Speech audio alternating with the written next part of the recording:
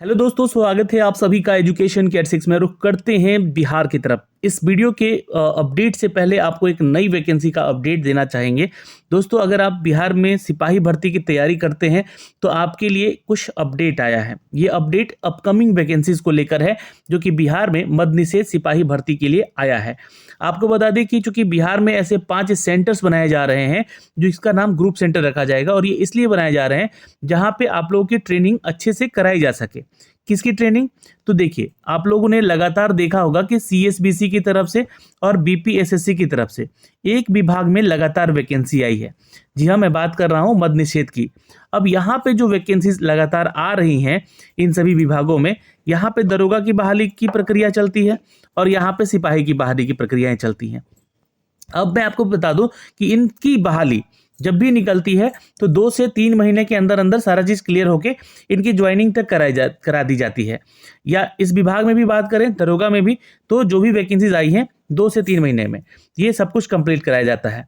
लेकिन यहाँ पे अब की बार जो बहाली की प्रक्रिया आ रही है, ये करीब 1218 पदों की आ रही है और ये सिपाही संवर्ग के लिए आ रही है।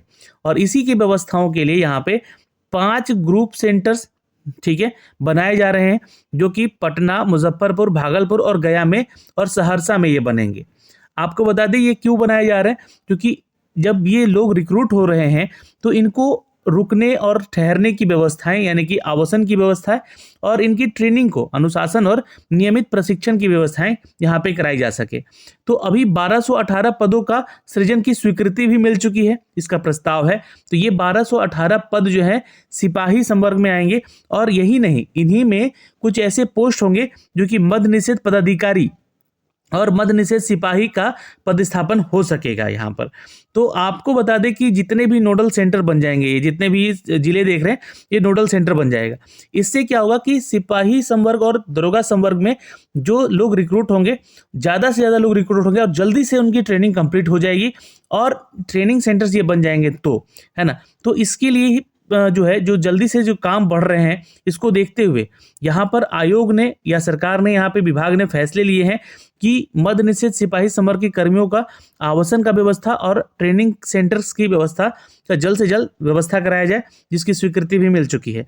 ग्रुप सेंटर के माध्यम से अलग अलग जिलों में नोडल रेड के लगातार संचालन और अवैध शराब की जब्ती हो रही है, माफियाओं, कारोबारियों की गिरफ्तारी बढ़ रही है।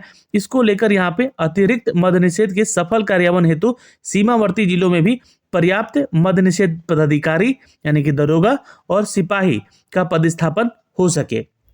तो आप लोग के लिए एक अच्छी खबर है कि इस विभाग में और भी वैकेंसीज अभी आने वाली है। तो आप छात्र जो है ना, अगर आप सिपाही की तैयारी करते हैं या दरोगा की तैयारी करते हैं, तो मद्य निषेध का भी आप लोग तैयारी इन पैरेलल करते रहें, आपको इसका बेनिफिट मिलने वाला है। तो ये तो एक सूचना हो गई अपकमिंग वैकेंसीज को लेकर। अब आते हैं दोस्तों आज की अपडेट पे, जो कि एक बहुत बड़ी अपडेट है। देखिए, ये बहाली की प्रक्रिया भी जल्द निकाली गई, जिसका कि प्रीलिम्स एग्जाम लिया गया और अब इसका रिजल्ट भी दे दिया गया है। चलिए जानते हैं इसका जो है मेंस कब तक हो जाएगा, और यहाँ पे इसका जो है बाकी जो अपडेट है, जैसे कि पीईटी वगैरह होता है, तो पीईटी इसका कब तक लिया जाएगा। तो इसको हम लोग डाउनलोड कर लेते हैं। यहाँ पे जैसे ही हम लोग यहाँ पे इसको डाउनलोड करते हैं, देखिए ये जो है इसका रिजल्ट आया हुआ है, और कुल यहाँ पे देखिएगा तो 1280 छात्रों का चयन हुआ है। क्यों? क्योंकि टोटल 64 पोस्ट थे, इसका 20 गुना इनको लेना था मेंस के लिए। तो ये कुल 1280 लोगों का यहाँ पे जो है सिलेक्शन कर लिया गया है। और ये आप लोग यहाँ से पढ़िएगा, है ना, ये सारी जानकारी आपको यहाँ से दी गई थी। और ये देखिएगा 28 तारीख को इसका विज्ञापन, जो एग्ज़ाम लिया गया है संडे को, और ये जो है 1 नवंबर को इसका विज्ञापन निकाला गया। और अभी देखिए फरवरी चल रहा है और इसका पीटी का रिजल्ट दे दिया गया है। और इसमें कुल इतने अभ्यर्थियों ने फॉर्म भरे, इतने अभ्यर्थी बैठे एग्जाम देने, और 1129 अभ्यर्थी कदाचार से भी बाहर हुए। कुछ अभ्यर्थी अपने कुछ गलतियों के चलते बाहर हो रहे हैं, और ये लगातार मैं आपको अपडेट कर रहा हूँ कि खासकर सिपाही संवर्ग के छात्र अगर करते हैं तो समझ में आता है, पर दरोगा संवर्ग के छात्र ऐसी गलती करें तो ये थोड़ा सा लगता है कि यार वो तो ग्रेजुएट हैं, उतनी गलती नहीं करनी चाहिए। फिर भी ऐसे छात्रों की संख्या आप देखिएगा तो 1100 से ज़्यादा है जिन्होंने ये गलतियां की हैं, और इनकी ये गलतियों के चलते रिजल्ट होते हुए भी ये रिजल्ट से बाहर हो चुके होंगे। खैर, यहाँ पे आपको बता दें कि 44,381 अभ्यर्थियों का उत्तर पुस्तिका मूल्यांकन किया गया है, और चूंकि वैकेंसी के रिगार्डिंग 20 गुना छात्रों को यहाँ पे लेना था, तो यहाँ पे टोटल जो है 1280 छात्रों को सिलेक्शन हुआ है। और यहाँ पे आप आएंगे तो ये देख सकेंगे टोटल 63 पोस्ट जो है कैटेगरी वाइज कितने कितनी थी यहाँ पे जानकारी दी गई है। और इसका प्रारंभिक लिखित परीक्षा के आधार पे ही आपका मुख्य लिखित परीक्षा का जो पात्र अभ्यर्थी होंगे उनका परीक्षा फल जो है यहाँ पर प्रकाशित किया जा रहा है। मुख्य लिखित परीक्षा का आयोजन जो है इसके संबंध में अलग से सूचना प्रकाशित की जाएगी तथा इसके लिए अलग से अभ्यर्थियों का प्रवेश पत्र यानी कि एडमिट कार्ड भी निर्गत किया जाएगा। तो आपको एडमिट कार्ड भी मिलेगा मेंस के लिए अभी, है ना। आगे चलते हैं। और चूंकि देखिए 64 पोस्ट में से 63 पोस्ट तो मद निषेध का था और एक निगरानी विभाग का भी पोस्ट था, तो यहाँ पे है जानकारी।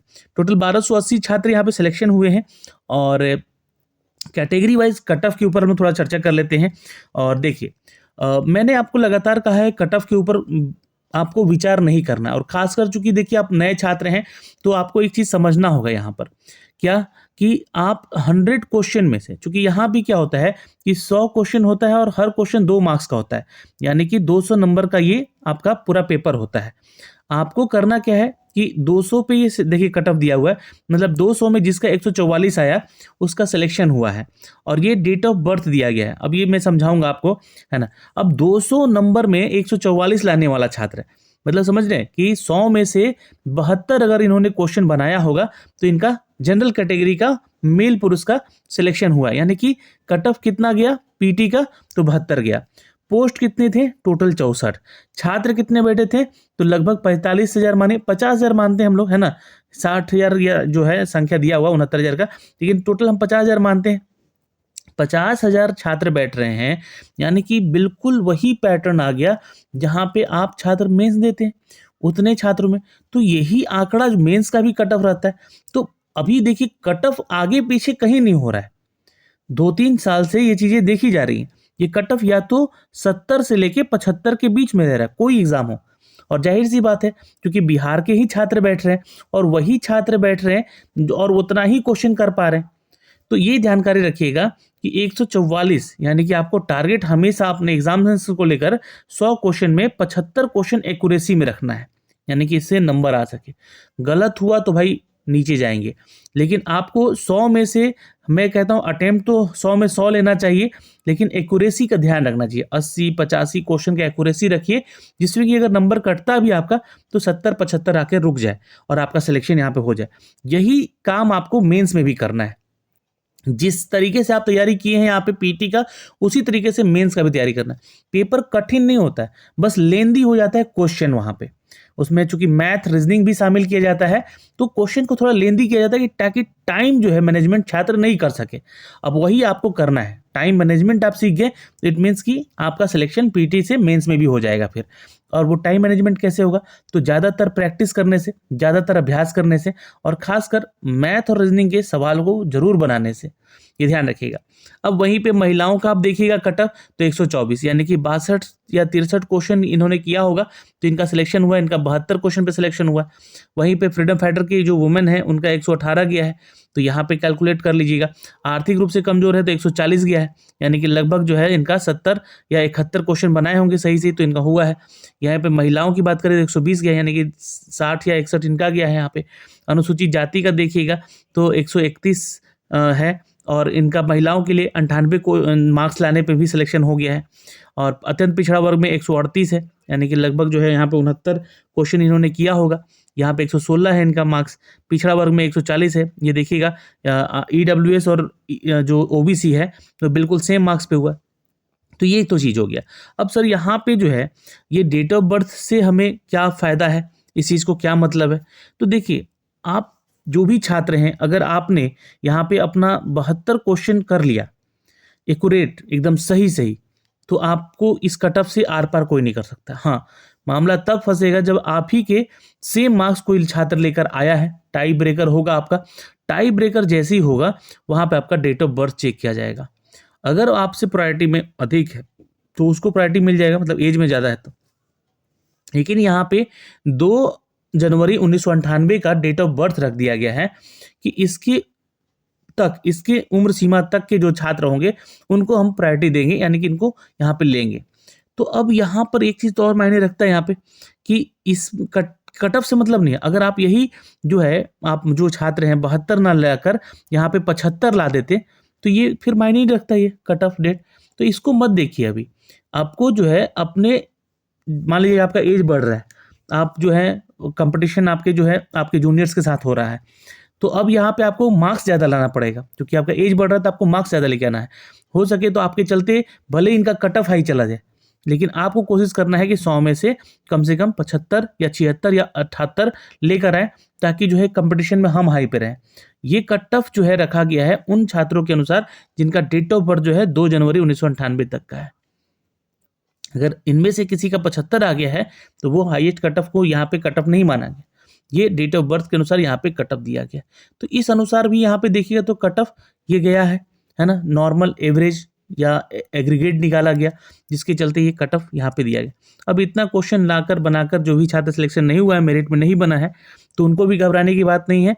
फिर से आपके लिए वैकेंसी आ रही है, 1218 पोस्ट आ रहे हैं, जिसमें कि सिपाही भर्ती भी होगा मद निषेध का, और कुछ अधिकारियों वाला भी पोस्ट होगा, यानी कि दरोगा का भी पोस्ट होगा इसमें।